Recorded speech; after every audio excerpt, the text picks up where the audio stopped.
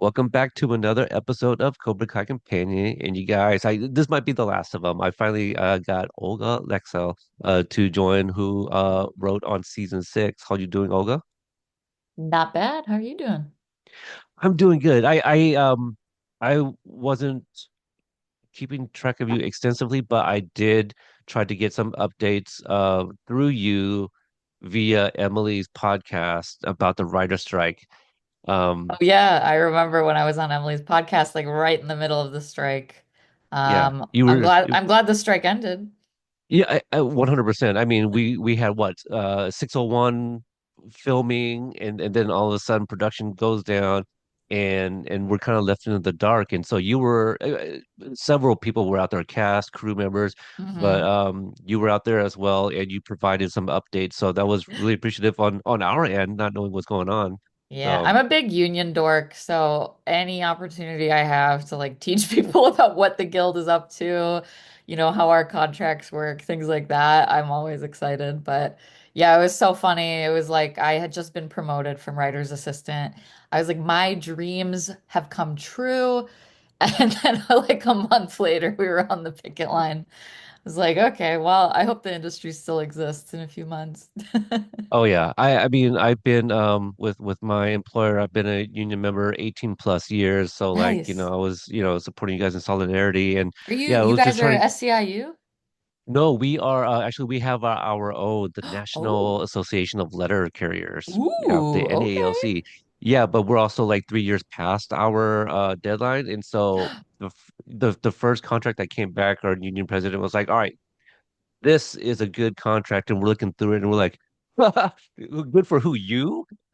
So the country voted nay basically, and we're like, nope, let's do this again. We don't give a shit how long this is gonna take. Like we were not worth what that contract came out. So I'm glad you guys were able to find Yeah. something that worked out for you I guys. hope the So mail carriers get their bread. Y'all are out there on the front yeah, lines every day. you you can't replace us with AI or robots. It's and do you want, like something like that access like into your mailbox that you know what I mean? Like all these Yeah, talks yeah, yeah, about yeah. other companies and stuff. Come on. I know. They're like, hey, we're disrupting your medication delivery with Amazon pills. And I'm like, no, no, no, no, no. You know, Like, the last thing I need is Bezos mail, like rifling through my mailbox, sending me more ads than I already get, which is a criminal amount. So, yeah, yeah, it's wild stuff that goes through. I know like yeah, I just hit the 18-year mark with my job, but as early as I can remember, people were like, "Oh yeah, they're gonna get rid of Saturdays." Well, not only they did not do that, they added Sunday deliveries, with Amazon, and so we're gonna be around. I think I will probably be able to retire before anything really bad happens. So I don't know. I hell made it this yeah. far. I Hell made it this yeah. far. Olga, let's learn about you. You joined in season 4, is that correct? Season 4? Yeah, season four was my first season. I joined at the top as the writer's assistant and script coordinator. So I took over for Matea when she got Oh, promoted. And then I was the writer's assistant script coordinator for season five as well. And I worked a little bit on some other counterbalance stuff. And then I got promoted to staff writer for season six. all right. So we'll talk about kind of the structures because I'm only starting to learn a little bit more about that ever since speaking with like Kyle and Emily and stuff. So Mm. let's go back a little bit early. It sounds like you've been reading scripts as long as you can probably remember, I feel, right? Like you were always reading.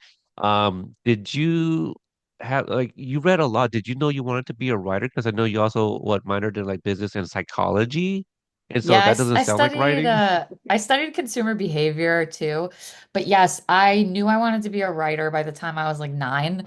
My mom is deeply into movies, so the first movie I ever remember watching as like a 5-year-old was Titanic. So Yes. like that was like I probably watched some other kids' movie before that, but I was like right out of the gate. She had me on Titanic. Like by the time I was 12, I'd already seen like The Godfather and everything. Nice. So I grew up watching tons of movies and TV. Um And then we lived next door to the library. So every day I would just walk, my little 8-year-old self would walk over to the library, get like a big stack of books and movies, and come home.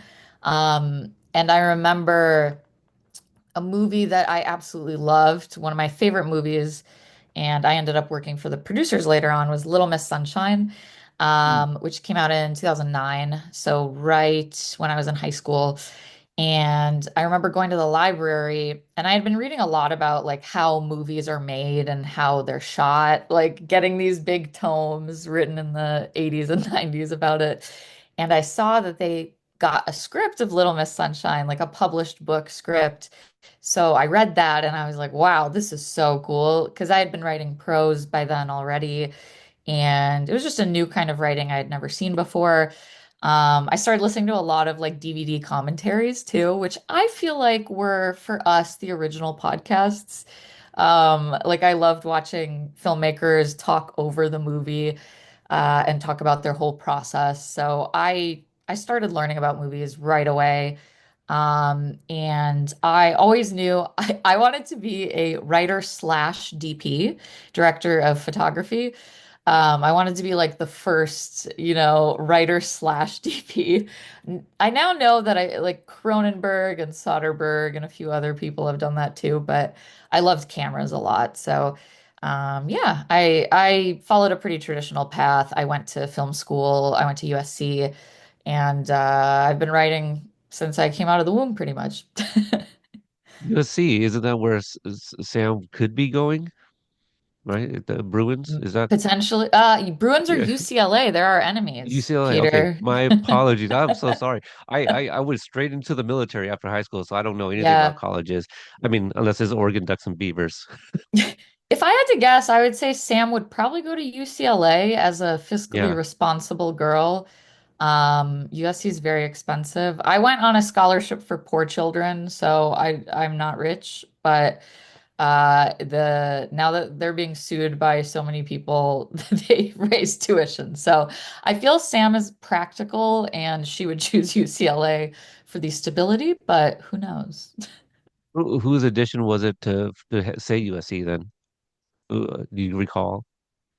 I don't know. I think it's just like a school in the area, so the name just got Okay, thrown out so you didn't really probably. object. You're like, No, yeah, it's I'm fine. not really like a proud and enthused alum. So the Fair enough. any free product placement they get was not me. You mentioned Titanic. That actually happens to be one of my Mount Rushmore of movies. Like Nice. I really love Titanic. Like anytime if I'm just scrolling along, Mhm. whatever it happens to be on TV, I will tune in. My it's a little shameless plug, but my review of Titanic on my movie podcast is also one of my more prouder episodes. It's like, oh, Peter put in a lot of work into this and getting the right guest to come on and do a really good job. But anyway, so like when I hear Titanic, I bring up a little bit like, oh, so that being like one of your first movies at such a young age, did you kind of understand like the gravity of like what was even going on, like the whole historic Absolutely event. not. I have to say too, I had just learned English like 5 months prior Ah, to that, so I probably only understood like 50% of the movie. Because I immigrated to this country when I was 5. But the I do remember it was the first time I heard the word, and I don't know if I'm allowed to say this word on the pod, but I'm gonna yeah, say it. You absolutely. can Anything. bleep me. It was the first time I ever heard the word shit.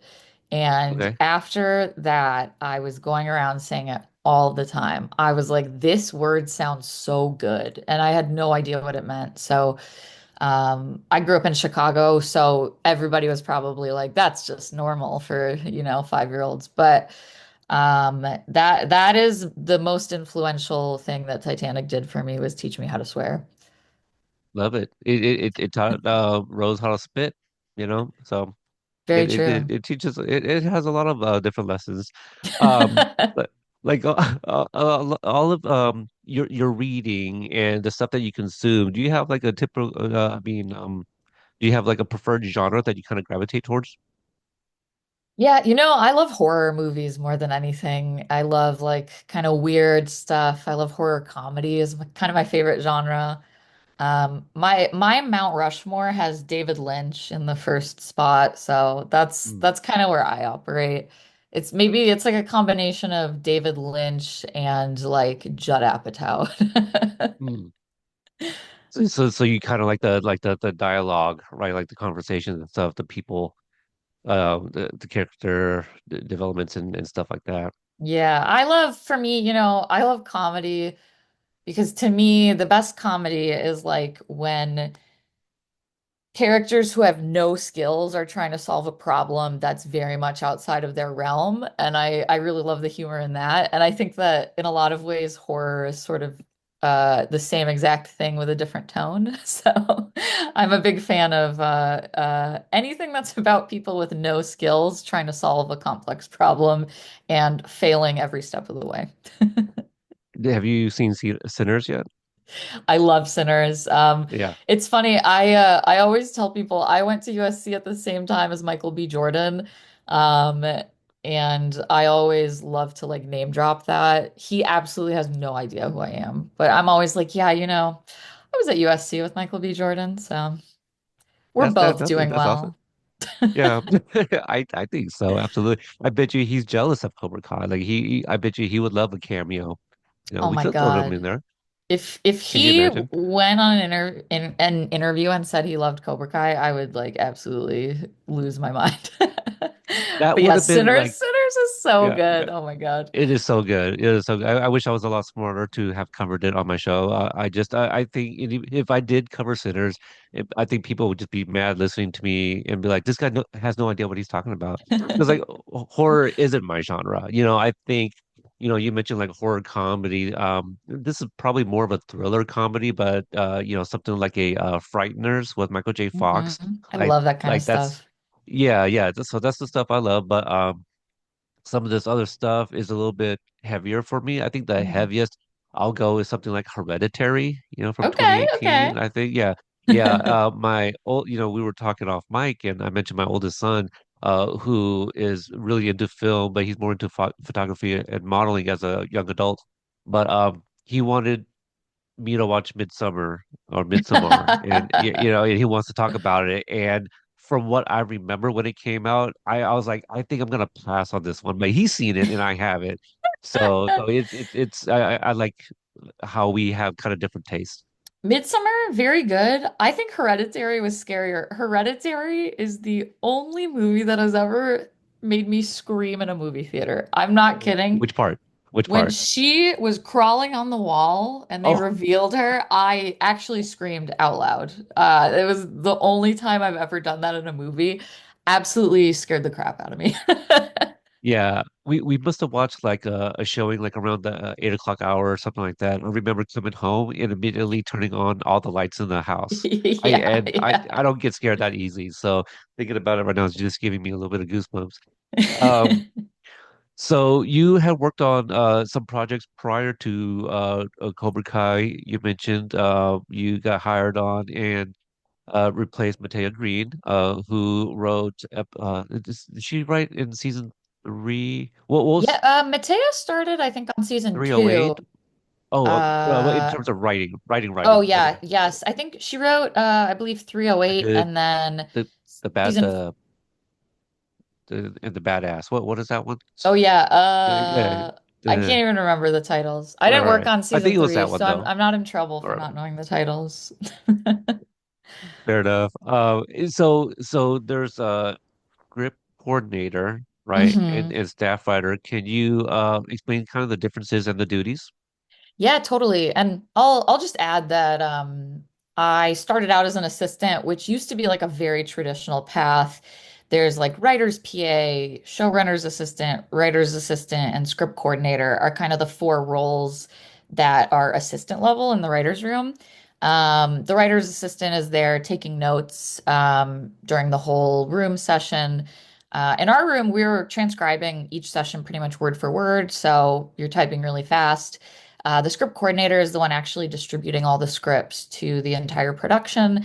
A lot of times you're looking at continuity stuff, making sure that the formatting is consistent script to script, making other little adjustments like running clearances for certain logos to appear. Like, fun fact, the Red Cross logo you are not allowed to use in any film or television show. So, if somebody writes, Johnny punches a Red Cross logo, you're the one who has to be like, this actually has to be a different logo. Like it can say ambulance or something, but it can't be the Red Cross. They don't allow use of their logo for anything. So things like that is more the script coordinator job. And on our show, for the longest time, we wrote it before we shot it. So I was like on season 4, I was the writer's assistant. And then when the room ended, I became the script coordinator, which is quite common. And I had done those jobs on a few other shows. I worked on Queen of the South, like a lot of Cobra Kai folks. I worked on Raised by Wolves for HBO Max, a bunch of comedy pilots, and a lot of kind of random stuff here and there. And then, yeah, I was the writer assistant and script coordinator seasons 4 and 5, and I got promoted to staff writer season 6. And that's kind of the common path that people usually take when they're promoted internally. And so when you got the gig at Cobra Kai in season 4, what was kind of like your earliest memory, like in the writer's room and some of your duties? Yeah, it was fun. I actually vividly remember my interview with John, Josh, and Hayden, because I had watched the show, and right before my interview, I'd been catching up, rewatching some of it, and the episode where Hawk is kind of trying to pretend to be 21 and he's trying to buy beers from Nestor and he's Uh-huh. trying to pretend he's an adult and he's like, "Hey man, you see that Puig walk-off home run last night?" I mentioned in my interview I was actually at that game because I'm a huge Dodgers fan and I grew up in Chicago. I'm also a huge White Sox fan. My family has White Sox season tickets, which is not impressive at all. They're like $2 a game because they're the worst team in history. But so I went to that game against the White Sox where Puig got the walk-off double. And I was telling the guys, like, I was so excited about that because I was at that game. And John is a big Mets fan. So we just talked baseball extensively. And then I got the job. And I feel like I fit right in because it was a very pro baseball room. We got Luan, big Yankees fan. Joe is a big Phillies fan. So we've always all kind of bonded over that. But yeah, it was really fun right away. Like the vibe was just amazing. It was the first comedy room I had been in. I had worked on a bunch of comedy pilots that didn't go. So I was just excited to be in an environment where everybody was just joking all the time. I had just come off of Raised by Wolves, which is like a dark horror sci-fi from Ridley Scott, and it's all about like the end of humanity, and COVID lockdown had just started. So I was like, I cannot work on another show that's like about the end of humanity. And I was so thrilled when I got this job.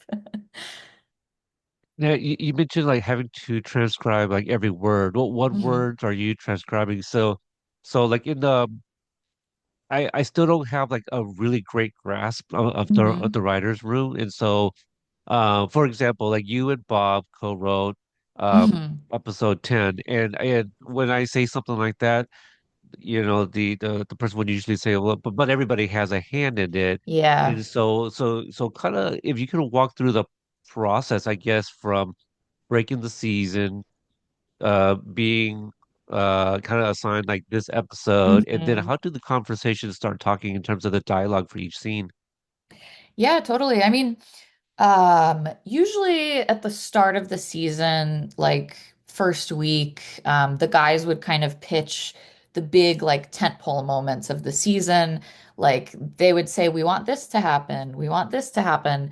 For going into season 6 from the top, it was like this is the Sekai Taikai. This is how the competition's going to end.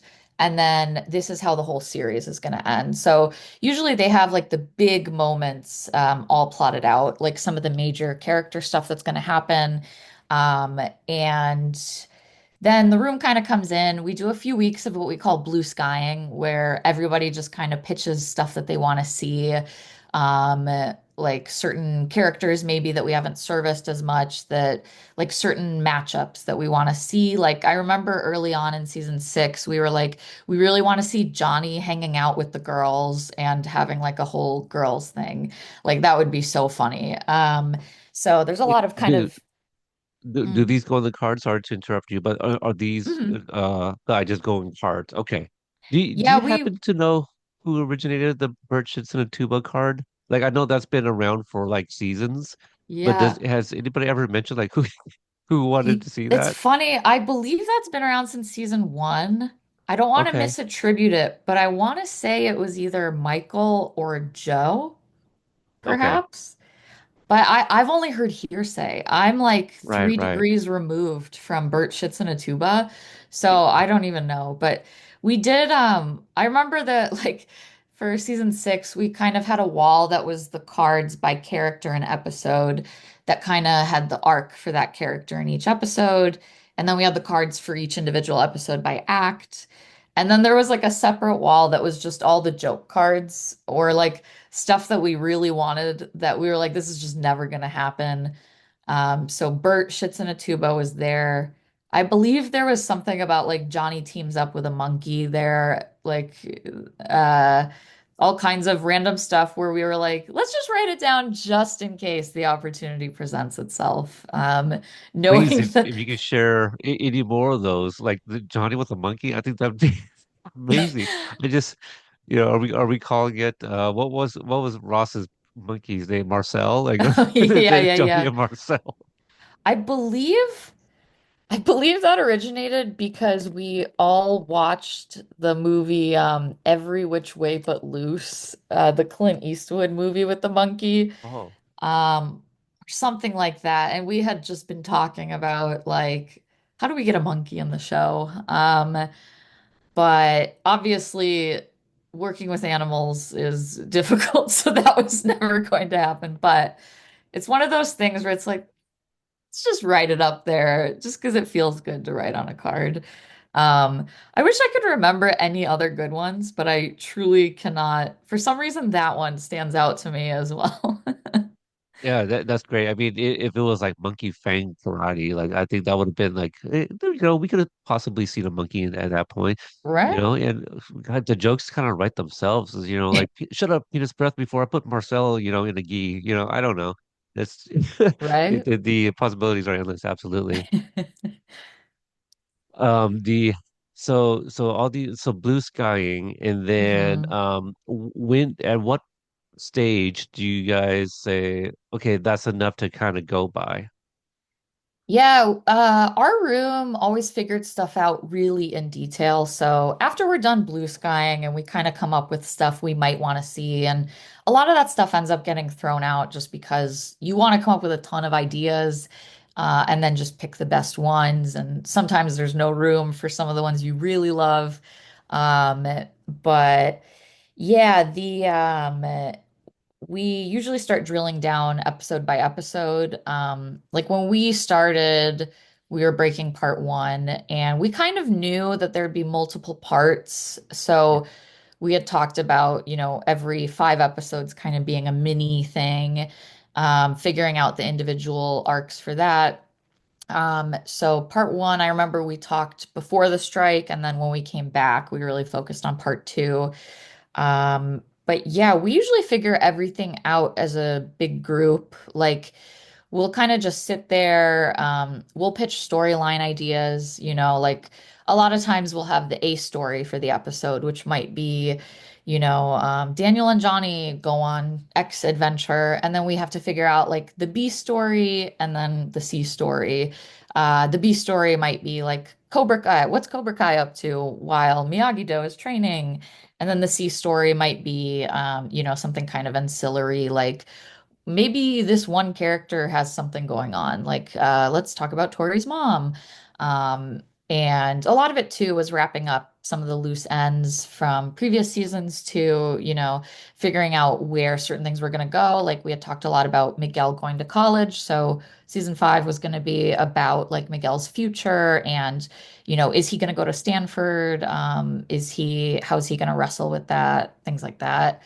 So usually we're figuring out a lot of that, and then when we drill down by episode, we usually have the stories figured out of like here we really want to see um like Miguel goes on a tour of a community college. And then we'll kind of figure it out beat by beat, like what are the parts of that story that break up over the three acts. We usually break each story with a certain number of beats in it, and then we do what's called a weave or a blend, where we blend all the cards into one episode where we kind of just, put them like A, B, C, A, B, C, um, for structure.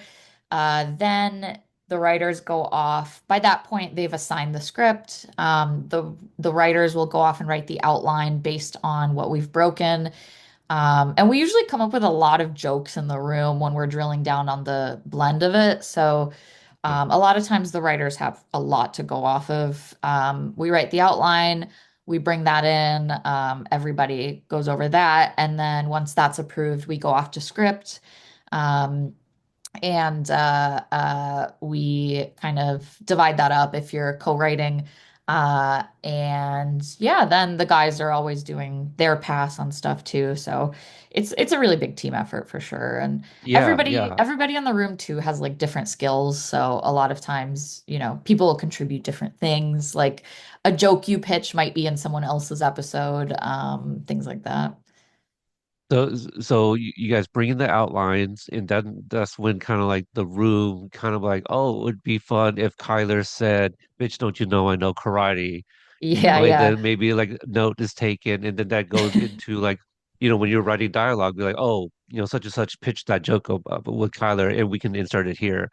Kind of, is Yeah. that kind of how It that goes? It's kind of fun too, because sometimes, the guys will be off doing something else, like they'll be in post for an episode, or they'll be like on production meetings and they'll leave the room to kind of figure some stuff out. And then they'll come back and we'll pitch stuff to them. And it's fu always fun seeing them hear stuff for the first time, because sometimes we come up with a joke very early on and then we're like, well, this has to be in the episode.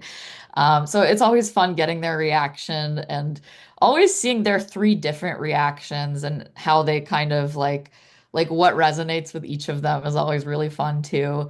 One of my favorite moments in the room, honestly, and I will toot my own horn here, the Please do when them we all. I want were to, yeah. when I love pitching jokes in the room, like I just love coming up with a really good joke.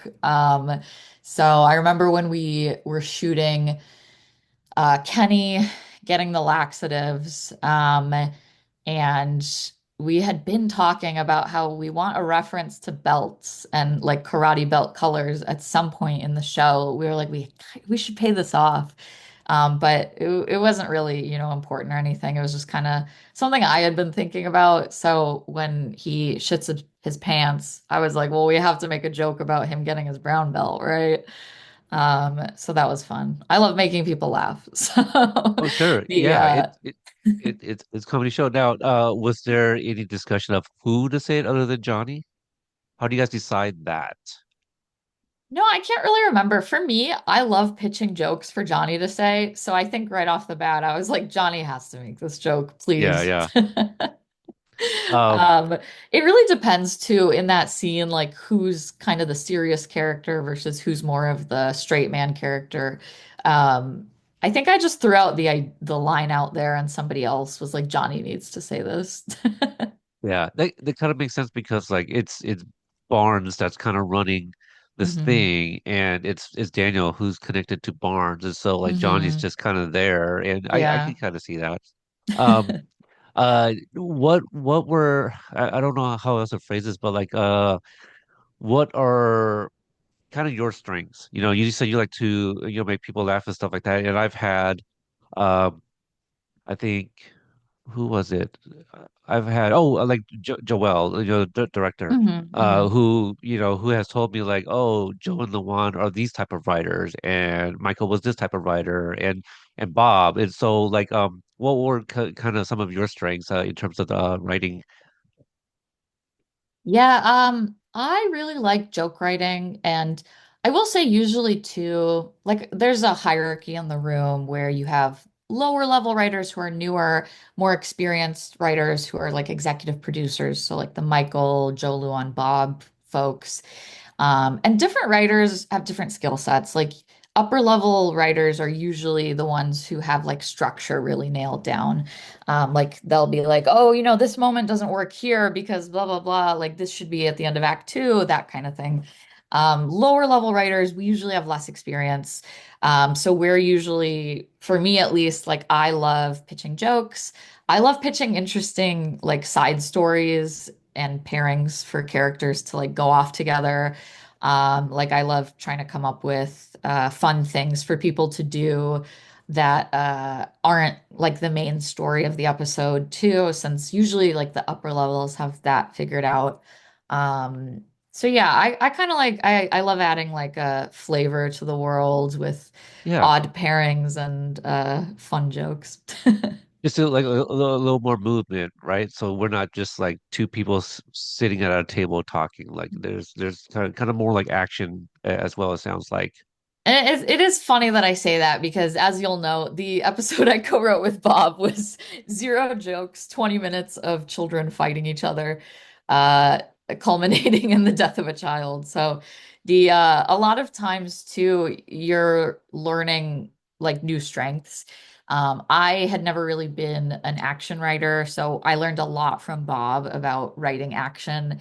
Um, I also like I really loved writing Cobra Kai stuff. Tori is my favorite character, so I really loved any story that had a lot of like Tori Cobra Kai in it. I really liked doing those kinds of scenes. So yeah, that was fun. I learned a lot about writing action and writing really long fight sequences and writing like character beats into fights through Bob, the goat of Cobra Kai fights, I think. Yeah, yeah, Bob has had a lot of great episodes. Because I think did you guys both join in season four, right? I think I Bob believe joined Bob. season three. I think he was there right before me. Interesting. Okay. I could be misremembering. I should know Bob's lore and origins, but Bob, if you're listening, I'm so sorry if I flubbed that. It's totally fine. Because yeah, I think at least that's when I spoke to him was for season four. You could be right. Mhm. I'd have to really think about it some. Um, we'll definitely get to 610 for sure. You mentioned Corey. I feel it must have come up. Did you guys discuss? Oh, so the death of Tori's mom. Mhm. For a while there, I did suspect Priest had a hand in it. Was there a discussion of that at all? Thinking back, I don't think so because I think I remember when we first came into the room, Tori's mom dying was like a tentpole thing that the guys came in with that they wanted to see. I don't think we ever talked about Kreese having a hand in it just because he's basically like Tori's grandfather, and that would be like unforgivable for them. And they had to sustain that relationship for the rest of the season. So I don't think so, but the idea of Kreese killing Tori's mom is wild and could be a fun conspiracy theory. I think, in hindsight, like it would almost be impossible for that for the way it ends, right? Like him going back to her in 613, right? So like if he did that, like that kind of undercuts everything, with their dynamic. So Yeah, um I'm just like, I but don't think Tori could ever forgive Kreese for that. Or like, I don't think she could ever go back to Cobra Kai if he did that or anything like that. So it's well, fun. Like when you're figuring this stuff out, it's such a puzzle because you'll be like, well, what if we did this? And then it's like, well, but that has ramifications on what we want to do at the end and stuff like that. So there's definitely times where you're just reshuffling stuff or throwing out ideas because you're like, oh, this totally would ruin the ending. Like, right. Yeah. I mean, it was a good theory kind of going into part three, and then the way you see things play out, I think people would not buy into like the Johnny and Kreese moment in Skeletons, mhm. stuff like that. If he indeed had a hand in it, but for like the podcast hat, that I had on, I was just like. well, it was too convenient. Like he's right there, and like all these things happen. But then we also have to be mindful that like this is a quote unquote 30-minute show, and so like you can't show us everything. Yeah, and with that too, like death is kind of like a very specific thing that you don't want to overuse. Like I remember us being pretty conscious about Juan's death and like talking about, do people die in our show? Like, well, we did have, a character die previously, like Mr. Miyagi died. Like death exists in the universe of the show for Yeah, sure, but at the same Captain time, Turner. like, yeah, like at the same time, how much is too much? Um, like once you say this character's a murderer, like you're turning it up from like 50 to 100 and it's hard to come back from that. So like a lot of anything with death, you kind of want to save for a really pivotal moment too. Like I almost think if there was a death like that, it undercuts the deaths that happen towards the end of the show. Um, like Quan and everything that happens in the final five and things like that. So the de death is like such a third rail. You have to be really careful about when you use it. Right. So after you and Bob get 610 Eunjangdo, what parts did you have of that episode?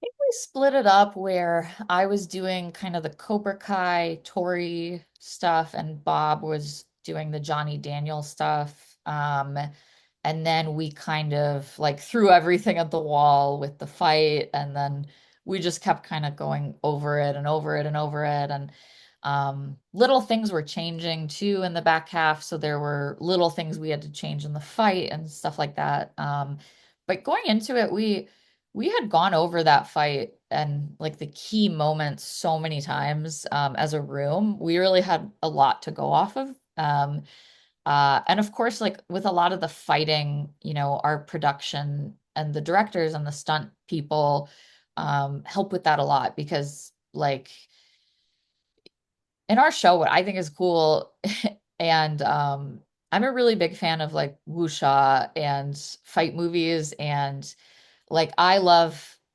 movies where fights have character beats and a fight has like a beginning, middle, and end. And like Crouching Tiger, Hidden Dragon, just off the top of my head, I love stuff like that where the fights themselves are their own cinematic language that transcends dialogue and characters can communicate through the fight. And that's really something that's heavily part of the show. Like when we figure out the fights, where each fight has, character beats, and it's like, well, if Sam and Tori are fighting and this is their arc for the season, this is the first beat of the fight and the second beat and the third beat. Like there's a lot of discussion around that and who has the upper hand at any given moment and what's the most dramatic thing. Like I remember I want to say it was maybe Ashley who pitched because we knew Quan was gonna die. Um but we didn't quite have it figured out how. Like we were like, well, Axel could accidentally kill him. And it's really about Axel like coming to terms with this like intense style he's been taught, but it's also Quan kind of getting too into the like Cobra Kai ethos in the dark way. Um, and I remember, I think it was Ashley who pitched, like, what if Kreese drops the knife and that's the knife that kills Quan? And I remember all of us getting goosebumps and we were like, oh, I think that was Ashley's pitch. I am so sorry. If it's anyone else and I misattributed it, you can kill me and I will accept it. Um, but yeah, there's little things like that. We're really talking in such detail before anyone goes off to outline or script. And then, of course, as you write stuff, you realize like actually that thing we talked about doesn't really work. Like, and then we might go back to the room and be like, so this thing we figured out, like we wrote it and it doesn't quite make sense. Like, let's go back to the drawing board on that moment and talk through it again. Um, but yeah, the we really this room is fun because everybody goes off with a ton of like equipment. You're never like on your own, which is really nice. That is so wild to kind of hear that the just what you said, the possible pitch from Ashley, because it's like, well, we already saw the Eunjangdo Mhm. introduced in 606, and Yeah.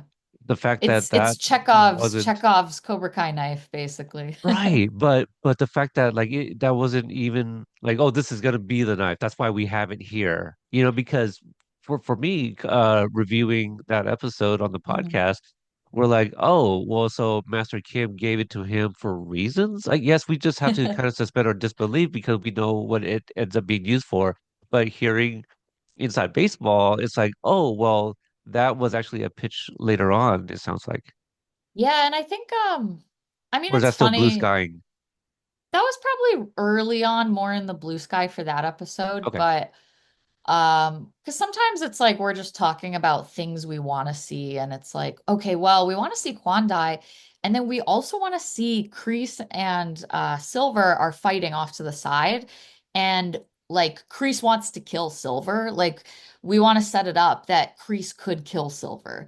And then we were thinking like, but we do want Silver to get the upper hand in the fight. So, what if Kreese loses the knife? Like a lot of times you're kind of just everyone's coming up with like everyone's saying an idea out loud and you're kind of just seeing what sticks. And sometimes somebody says something and you all just get goosebumps and you're like, Yeah. oh shit, that's awesome. Do you remember any more moments like that? Yeah, I love to hear that stuff Good question. because it's one of those. It's like, yes, that's just so perfect, and then we as the audience, we see that we're like, damn, that's amazing. But like for you guys coming up with it, like I like to hear that too. Some of those Yeah. like, oh, that wasn't even like a part of the temples as you've been calling them, like, but it was just like, oh, that's just so right. I'm getting goosebumps just to think of the idea. So I might I know hear I'm here. like I'm trying to think if there's any other like interesting ideas that happen that way. Let's see. We could even start like adding some of the sequences in 610. I mean, it starts off with like young Miyagi. Like how Yeah. did Actually, did you I guys? think Young Miyagi might be one of those. I think I remember the guys talking about like wanting to see Daniel have a dream about Mr. Miyagi. And then I think off of that, somebody was like, what if he's like fighting Mr. Miyagi and it's young Miyagi? I can't quite remember that though. I Yeah, will add like one thing I enjoyed because like I mentioned, the Eunjangdo was yeah, like Chekhov's knife. Basically, you're waiting for it to come back. I remember when I was writing like the Tori stuff, I had this thought of when she's sitting in the hotel lobby, um, uh, like she's obviously like ruminating the loss of the tournament, but for me, it was also, I wanted her to be thinking about how that connects to her mother's death because she was doing so much of this in honor of her mother. And I remember I kind of just peppered into the outline that Tori takes out that bottle cap that we had yeah. introduced in the first part because I love a good plant and payoff. And I Oh, wanted to see it absolutely. come back. I mean, I didn't get to speak to Michael because he's doing Mhm. season 2 of Twisted Metal. But holy shit, like some of the flashback with her and her mom, like a lot of that stuff, I think in part one is when I really started to kind of I don't want to say like sympathize with Tori more, but I was starting to kind of pay attention to her storyline a little bit more. Mhm. And prior to the drop of part one, I had just lost my father a year ago, and Oh so wow, yeah. so the trailer for part one came out the day after his passing. So as Mm. everyone's like, yes, part one, we're over here grieving. And so when that first part comes out, and I for the first time decided to do like a live reaction recording of me watching every episode, and I got the screeners, and I did not expect Tori to find her mother. I didn't even Hmm. I kind of forgotten about that, right? Yeah. Like, oh, mom's sick, and then obviously the episode opens up. It's like, oh, well, she's doing great. And so, like, yeah, I was a bit of a wreck, but just to see the flashback, you're talking about like the payoffs. Like, it sounds like we also went back and I don't, I feel that wasn't thought about in season 4, where like Tori's like telling the story and stuff like that. And then I Mhm. feel it was kind of like, oh, maybe if this flashback um happens with like Tori thinking about her mom, we can insert some of those things that we've learned before. So Yeah, I don't know what my original point was, but like the whole idea of a and callback, I was like, man, that's like 2 seasons ago. no, totally. And I feel like a lot of it, I remember us talking about how like we've set up this family for Tori, but we've never really paid off, Tori's We need to mom talk and about Brandon. Tori's brother. It's funny the PAs on season 6, the production assistants, when I got to set, they were making everybody Taylor Swift beaded bracelets, but like about the show. And they gave me one that said Tori's brother on it, because I had joked with them that that was my favorite character.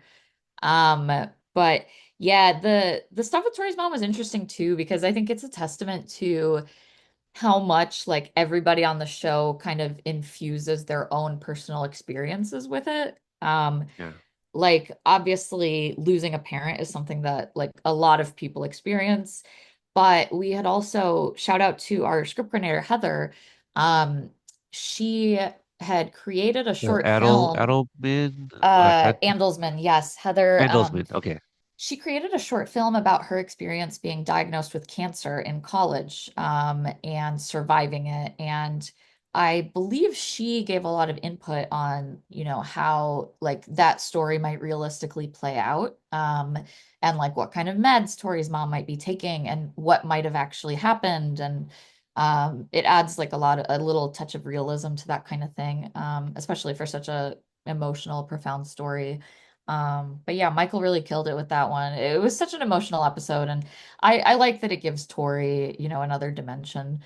I like that character. I relate to that character a lot. So I just loved, you know, it feels like the first part of season 5 was all about giving everyone these emotional stakes for why they want to go to the Sekai Taikai, and it just felt like perfect for Tori.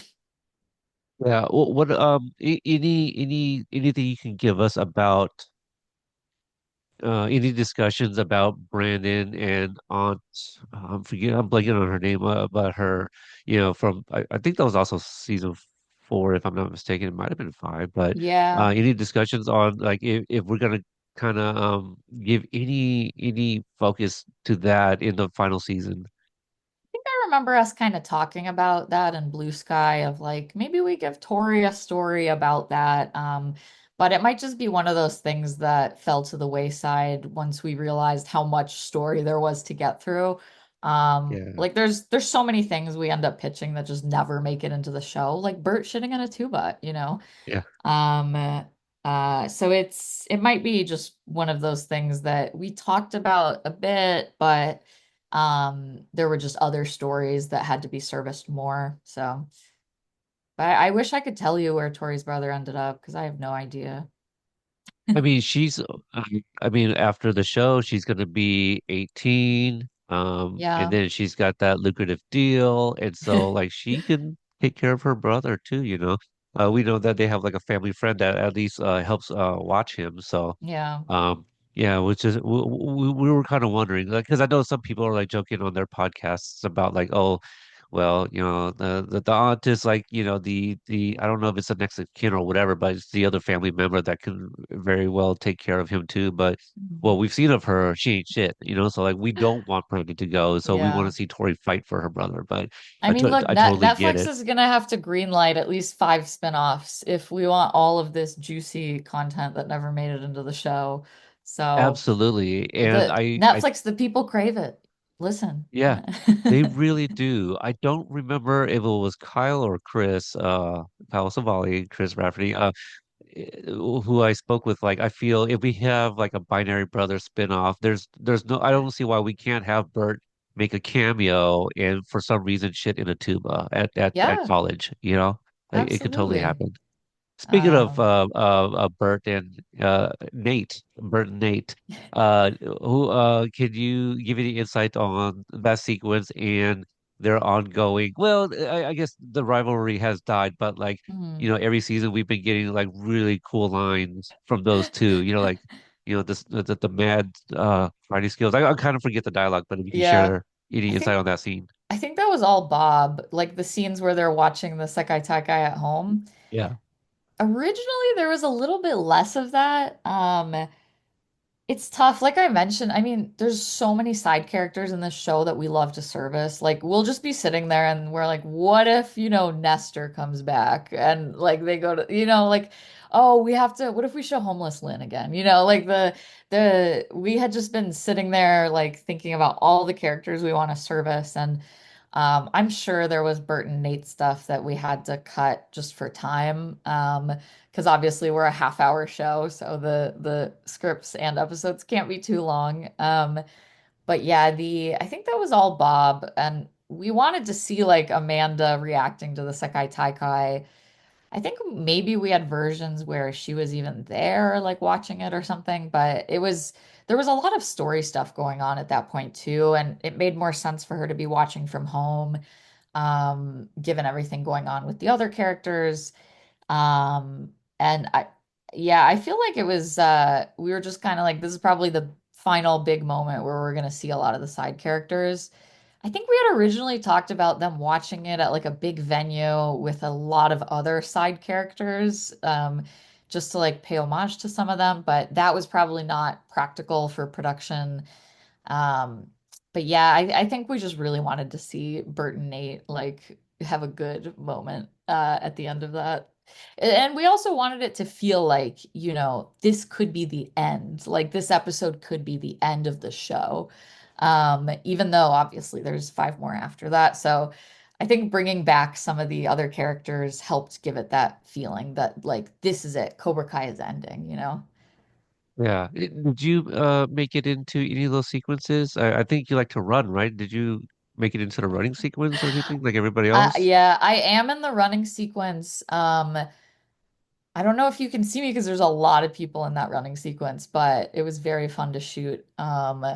My running is probably not great in that sequence because I had just torn a ligament in my knee. So if I'm like hobbling and tripping over like a child, that's on me. But yeah, I remember I was running next to Luan's son in that sequence, and Okay. Luan was like, "You better take care of him.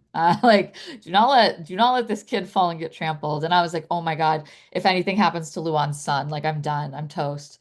Um, but yeah, the I'm somewhere in that sequence, vaguely behind Daniel and Johnny.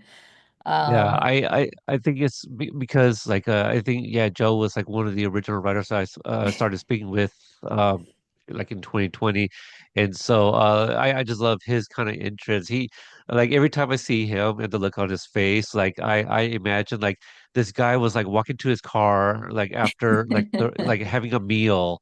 And he yeah. sees everybody and recognizes like Johnny and Daniel and just decides to join from the side. So he has like this really fun entrance here. Yeah. My Um, backstory for that scene, if you're curious, Please, is everything. I'd love my to hear it all. I'm from Ukraine, and my favorite Ukrainian restaurant is at that Encino Commons Mall, and my favorite Ukrainian grocery store is over there. So I was imagining myself in there scooping frozen pierogies into a bag and just being so inspired that I dropped everything and from joints. That's pretty good. I wonder if anyone else had their story. I know Chris Rafferty was in there. A few of yeah. You already mentioned like several of the kids. I think what Billy's was also in. Yeah, it was funny. Everybody Maybe had their kids there. Like yeah. Josh's kids are in the front running next to Daniel and Johnny. I think literally everyone who had kids or like nephews and nieces had them there. Like I think literally everybody in that shot is like friends and family and crew of the show. So Yeah, it's a lot of fun. And then you see like Josh's boys again, and then and John's daughters later on Mhm. with like Robbie and Tori Yeah, in the yeah. finale. Um, Let me see. We talked about young Miyagi. Was there any other anything else you might be able to bring insight to Mm. in that sequence? Any other versions of what we didn't see? Yeah, I really love doing that sequence. Like being on set for it was really cool. And I remember in an early production meeting, Abe Martinez and Sherwin Shalati, our director, were No. there. Abe is our DP, for those who don't know, our director of photography. And Yeah, I'm super tight with Abe because I told you I wanted to be a DP originally, so I loved talking cameras with him. But I loved being there just hearing about how they wanted to shoot it because I can't remember who originally pitched the idea. Maybe it was like Abe or Sherwin, but somebody was like, what if we shoot this sequence on 35 millimeter film to give it like that really old timey feeling? Um, but shooting on 35 millimeter is like very expensive. So I think that right away we were like, that probably won't happen.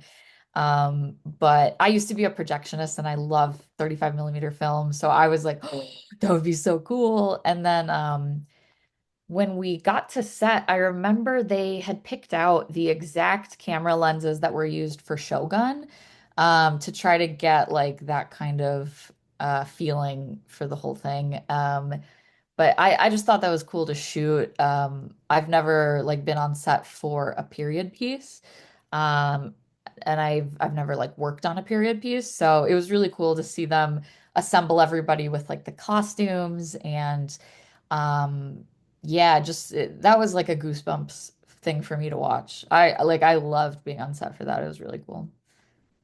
Are you able to give insight to so that match? Oh well, I know. So we know it's like a nightmare sequence, but if we're able to take anything from it, do you have any knowledge like while Miyagi was fighting, were the rules that much different back then? So it was like Miyagi fighting as a sole fighter, or was he representing Miyagi-Do, or was he fighting for like another team?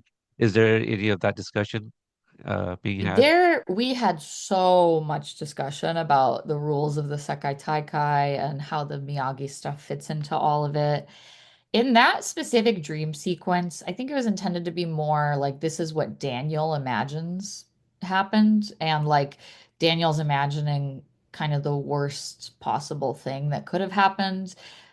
Just because the whole season, um, and with that episode specifically about Miyagi's past, we were really talking about like it's Daniel's feeling, did he really know Miyagi? And if he didn't know Miyagi, how can he possibly honor his legacy and carry on his teachings if he doesn't even fully understand them like he thought? I think that was a lot of the sentiment going in. So yeah, that scene was really meant to be more about like Daniel's internal feelings about it. I feel like we ended up staying fairly vague about what happened in the original Sekai Taikai where the death occurred. Um, I think there were like many iterations that we looked at, and then it was just kind of like, this is too much detail. Like, maybe it's better to leave things a little bit unsaid so that Daniel has to reckon with like never really knowing what happened. But we went back and forth so many times. I'm like, I genuinely don't even know what the original like true story might be. Um, because I know stuff changed after I wrapped too. So the yeah, there were a lot of iterations of it, but I think ultimately in that episode it was all about just Daniel's internal feelings. So when you and Bob kind of come up with several passes of 610, and then like John Josh and Hayden, they kind of go over it and just kind of make their anecdotes, and then Mhm. that's the shooting script basically. Yeah, the and you know, things change sometimes like Yeah, throughout filming. yeah, like I'm trying to think of a good example. I mean, that episode had so many stunts and fight sequences and camera setups. Like that, I think that fight sequence had like 150 camera setups or something. Like it was a lot. It was really a lot. So I think there was some stuff changing on the fly, you know, little changes to action and stuff. But mostly it's yeah, whatever's in the production draft is what's getting shot. Sometimes there's like little changes because of realizing that a prop doesn't quite work as envisioned with the stunt or like I remember during the Crease and Silver fight in 610, like the way we had written it and the venue where we were shooting, there were these like curtains, and we were like, should we just use the curtains? And like, should we kind of have people disappearing behind the curtains and stuff? Like, there's stuff that changes because you get there on the day of and you kind of realize, oh, there's this thing that we didn't really even envisioned would be there that we can use.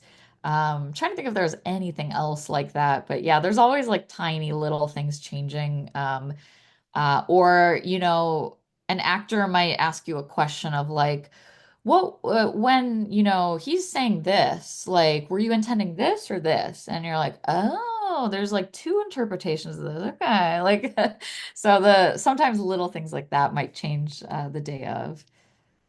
Now is there any reason why we haven't seen any dialogue shared between Axel and Zara? Like they never speak to each other. Um, I guess we always kind of envision them as like these fighting machines, and um, giving them too much dialogue probably makes them less scary. Uh, Okay. like in a lot of ways, if they speak less, uh, like Axel's a very kind of internal character. Like a lot of his story is kind of taking place within his own mind. Um, so I think Axel's character is just like quiet. We always kind of envisioned him as being very quiet.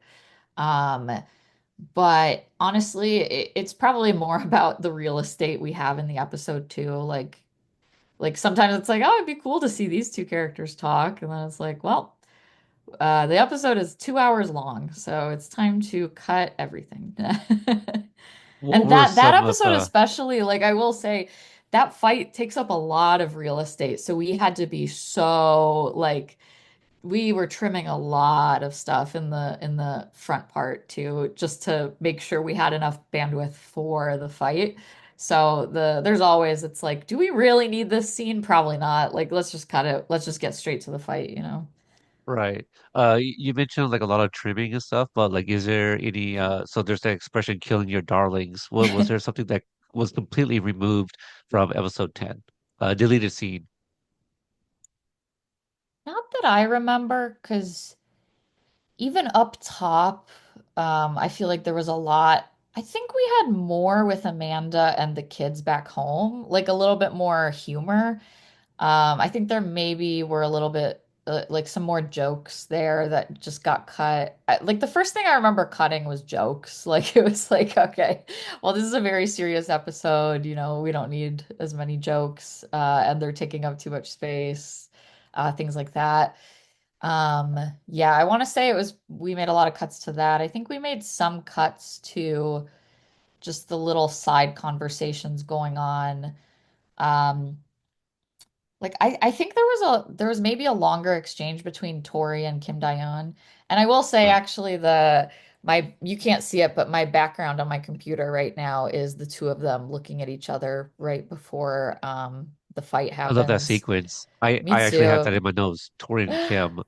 If you can share that because Yeah. was this also to kind of show the audience that maybe Kim isn't as bad, or at least Sensei Kim, right? Because we have Yeah. the Master Kim, but that she's not as bad because in a previous episode we saw Sensei Kim and Chosen hook up, and so like I feel at this point, did you guys already kind of know Chosen's happy ending? To be honest, I can't remember. That might be something they figured out at the end, like after I was wrapped. Okay. But by this point, and just shout out to Abe for lighting that scene. That moment when they're facing each other with the red and blue lights, I love. Like that's what my desktop is. And for me, like I feel like we wrote the storyline was about Kreese pushing Tori. And we kept saying Kreese is really red-eyed in this episode. Like he's ready to kill Silver, and he's lost sight of the fact that Tori is basically like his grandchild. And at the end of the day, like Tori's still, a kid who needs like guidance, and she needs someone to be there for her. And Kreese is scaring her. And when she talks to Kim Daeun, she's seeing what her future could be if she like goes all in on Cobra Kai. I really love writing that moment between her and Kim Daeun where they're talking about like, do you ever regret how you did all of this and how you didn't do anything else in your life except Cobra Kai? And the way Alicia plays that moment where she's just like a little taken aback, I loved it.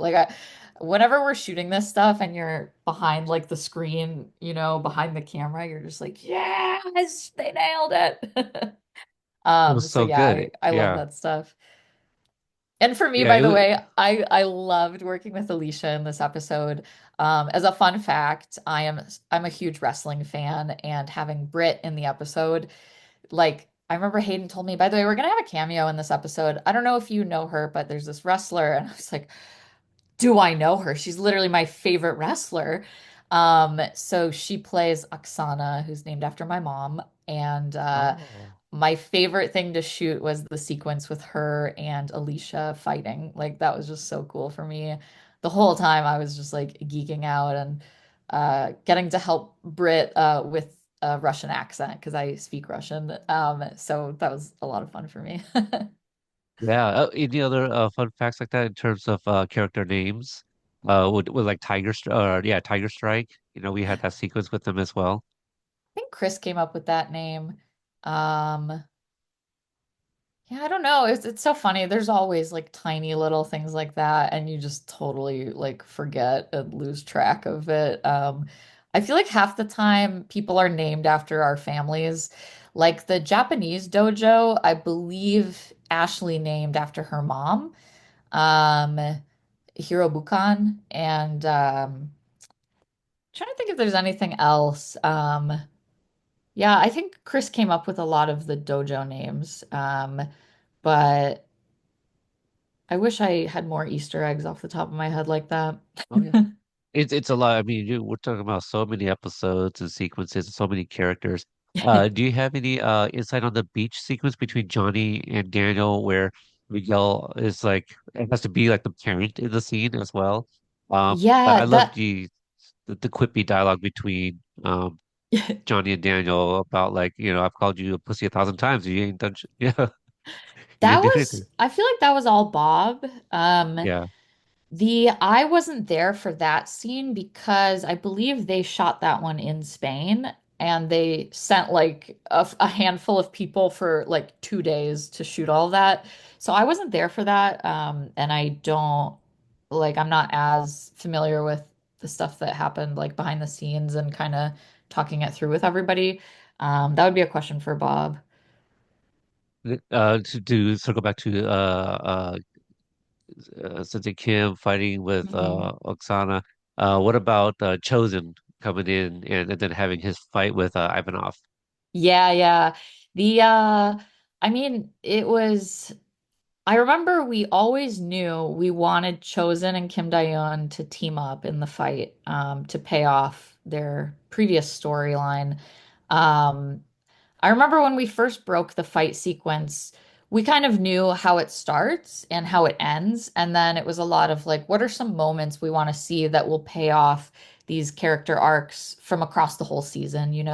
Like we talked about Sam defending Tori or Tori defending Sam.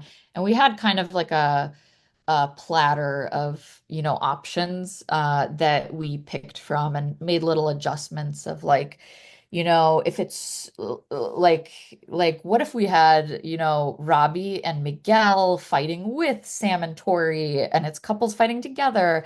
Like we came up with a lot of different combinations like that to try to pay off everything we've seen in the entire show and that season. So I do remember we were just like throwing ideas at the wall of like, oh, wouldn't it be cool if Kim Dayoon protects Tori during like a moment with Zara. We talked about like what if Kim Dayoon smashes Zara's phone, as kind of like getting revenge for Tori. Like there was like a whole litany of just what we wanted to see, and then it was like 300 moments that we wanted to see, and we kind of nailed down the most pertinent ones, which is what you see in the actual episode. As we get ready to wrap up, if there's anything else you can add to 610 that you wrote, but also any like deleted scene from the part three of season six. Mm. Now that the show's over, and in the event we don't get to see these deleted scenes, because when I spoke with Dana Dude, he shared about the proposal sequence with Cousin Ness. Uh-huh. And I haven't heard any details about this, but we understand that there is a deleted scene with Homeless Lynn in episode 614. I can't remember what the homeless Lynn scene I is think because I think she was a for the squatter. She was a squatter in oh, in at the the Cobra Kai dojo. dojo. Yeah, does that sound right? I remember talking about it, but I don't remember ever seeing it because I only saw the final cut of that episode. There Oh, okay. it's so funny like you mentioned, Cousin Ness proposal. I'm like, yes, that definitely sounds like something we were like we have to have this in the show. And then it probably just got cut for time to focus on, the emotional beats of these episodes. Um but the yeah, oh, another Easter egg. Have you heard about the prop that Robbie uses when he's using like the AI fighting stuff? No, not much about it at all. We like Kyle talked about writing that sequence, but we didn't talk about the equipment at all. It's so funny. I don't know who had the idea, but I noticed as a laser tag enthusiast that the equipment he's using is like original 80s laser tag stuff, like repurposed to be this like AI fighting thing. But yeah, if you look up pictures of like original laser tag stuff, you'll be like, oh my God, that's the fighting machine that Robbie was hooked up to. That's a little Easter egg. I assume that was like one of our art folks, or production designers or props folks who came up with that. But I don't know. But I yeah, do like that how the operating system is like BN Bros like OS yeah yeah. BNBROS or something. Yeah, yeah. BROS. Yeah. There's always little things like that. Um, But yeah, can't think of any other like fun little Easter eggs. I'm sure as soon as we finish the pod, I'm gonna be like, I forgot to tell Peter about the scene where Kim Dae-un flies, like that got cut for time. But yeah, there's so many things like that where we always, and as a writer, you like forget what actually makes it into the episode and what exists in your head too. So Right. I'm like, did Well, that happen? Who knows? let's end it with this as Tori being your favorite character. If you could just share like some of your favorite Tori moments, Mm. and maybe things that jokes that you wrote that just didn't make it, but you were like, oh man, that was a really good one though. God, any jokes that didn't make it? I can't even remember any, but the my favorite Tori stuff, like I just really loved her and Kim Dae-in together was my favorite stuff. I loved like seeing her arc through that episode, starting out in such a low place and then having her life like spun on its head basically by the revelation of the cheating. And like seeing her and Kim kind of come back together in that episode. That was my favorite thing about it. And I, of course, like I love all of the Tori fight sequences. Um, I love seeing Peyton do all the stunts. Like she's amazing. And I really thought that she put so much of like that character into these scenes. It felt so big to me watching it. And yeah, I just really loved like all of the Kim Dae-un Tori stuff because, Kim Dae-un is like Tori's future self if she commits to one path in life and she realizes maybe that's not the path she wants to go down. And to me, that just was such a cool story for a character who starts out as somebody who has no path in life, really, and like doesn't really see a future for herself. So yeah, I love all of that. Right. So I'll put you on the spot here. Mm. If we get a Tori spinoff, what is an episode you want to see happen? Ooh, God, I would love a Tori spinoff. School Spirits is my favorite show right now. Like, I love everything Peyton's done on that. Um, I would love to see, a Tori spinoff. Yeah, I think we had With or joked without at, Robbie? yeah, I think we had joked at some point about like Cadet Kelly kind of thing with Tori. Or the Cadet Kelly is a ripoff of an 80s movie about Benjamin Bryan, or no, yes, yes, Private yes, Benjamin. yes. Yeah. Private Benjamin too. So, well, it's funny when I think I made a joke about Cadet Kelly, and Bob was like, when I explained what it was to him, he was like, "You mean Private Benjamin?" Which I then watched, and I was like, "Oh my God, they stole it." You're Um, younger. That's right. Yeah. but yeah, and off of that, I will say going into this show, my favorite Karate Kid movie was Karate Kid 4. So the I am Right. revealing my age, that was the first Karate Kid movie I ever saw. So sometimes when I have a reference, the elders are like, that was already a thing in the 80s. Sorry. But yeah, the Yeah. I think we had joked about like what if there was like a kind of Cadet Kelly Private Benjamin thing with Tori where maybe she's like a teacher at a military school or something like that. I don't think that would ever happen, but I think I remember us being like, that would be kind of cool. I don't know if I saw the entire Cadet Kelly movie because I was, I think I had in the peripheral because kids, but I do remember, don't they have some sort of like it's almost kind of like that step up standoff, but isn't there like some sort of saluting type? Yes, well, they do color guard. It's all Okay, like okay, that's what it spinning is. around the weapons and stuff, which to me is like very similar to karate in choreography and like the kind of storytelling you get through fighting. So I'm like, I will die on this hill. We need a Cadet Kelly update about Tori's life where she's a military school teacher. I think so. I think that would be a lot of fun. And who would you have kind of be her rival? Ooh. A type, like a character type. Well, it would have to be like a Sam type, but like Sam, but Okay. as a bad girl, and Tori has Yeah. to set her on the right path. I feel S- like that opens up a cameo where we see like the back of Mary's head and then she turns around and she's like, "You called?" Like I can't wait like 40 years from now when we do that. we all could come back together. I'm still doing the show. You Yeah, know? by that you've interviewed 65 different PAs who worked on the show. Right. You've interviewed my great grandchildren. I'm Josh and dead. Hayden's kids. Yeah.